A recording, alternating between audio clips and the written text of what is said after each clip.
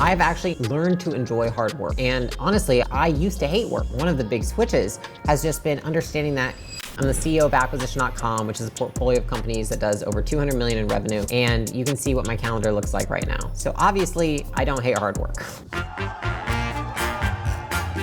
So slow at work. Like, can I please just leave and go lay on a beach with a cold drink?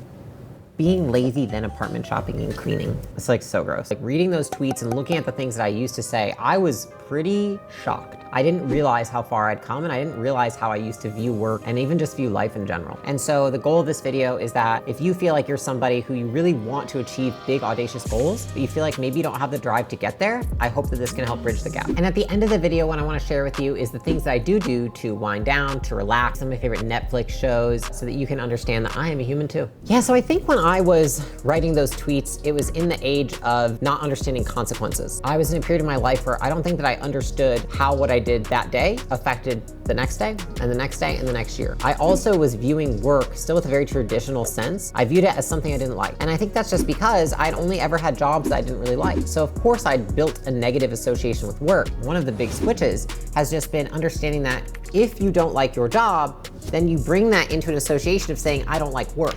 It's like, no, you've had a lot of jobs that you didn't like. They negatively reinforced you. And therefore you've built this association around work in general to be bad.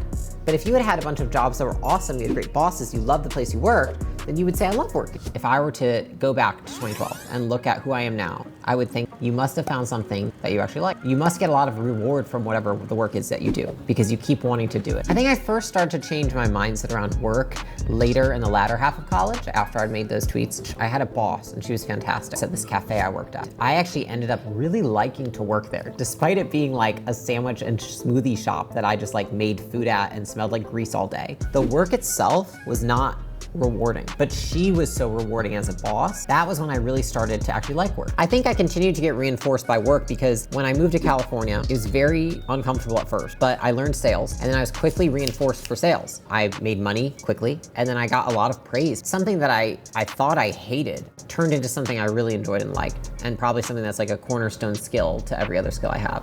I believe that that was probably a big turning moment because I saw not even just like a neutral go to a positive. And then I think that continued into gym launch. When we started off, it was terrifying. Alex and I split to do launches. And I went to Hawaii and he went to Virginia. He called me and he was like, you really need to crush this launch in Hawaii. And I was like, planning to, but like, why you say that? He was like, his business partner just like stole all this money. And I was like, fuck.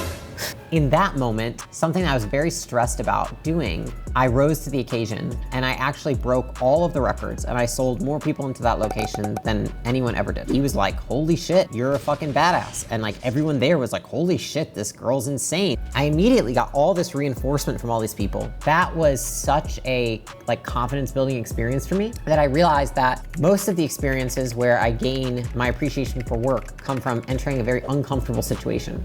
One that I might not think I like, one that might not be enjoyable at first, but then it turns into that because I stay in it long enough to suck, then suck less, then suck even less, then be kind of good, then actually be good, then be great, then be exceptional. I think a lot of those experiences taught me work capacity. I think a lot of people say, I can only work a certain amount of hours a day, and then I'm just like poop. And I actually look at it like a muscle. If you train the muscle hard enough for long enough, the muscle will grow.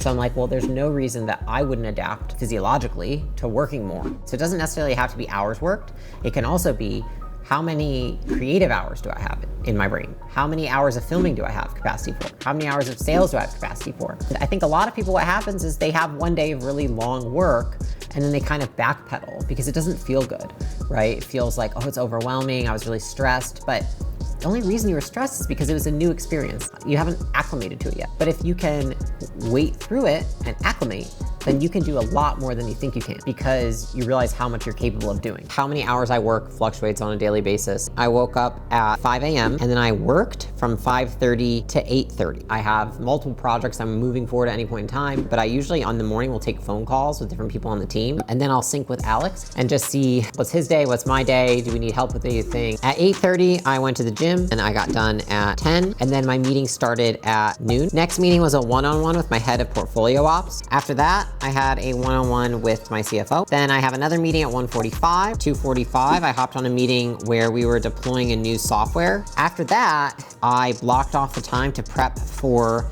a 4 p.m. call I had, which was where I was meeting with a potential portfolio company. At 5:30, went on a walk with Alex, and then we met up with one of our friends from California for dinner from like 6:30 to 9. And that was my Tuesday. So I don't work out first thing in the morning. I try to work first, then work out, shower, go into calls. I want the first thing I do in the morning to be, it's usually what I would say is the most important thing, is the first thing you do.